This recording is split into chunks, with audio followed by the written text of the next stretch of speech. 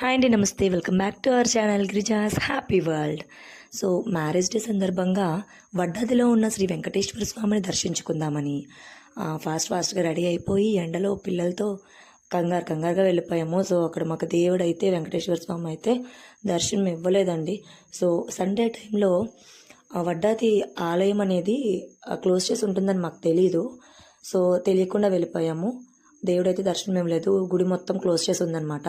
So ఆ గుడిలో అన్ని చోట్ల దేవుడు కొలువై ఉంటాడు కదా, ఏముందిలే అని చెప్పేసి పట్టుకెళ్ళిన టెంకాయ అరటిపళ్ళు అక్కడే సమర్పించేసి దేవుడిని అయితే నార్మల్గా దండం పెట్టేసుకున్నాము.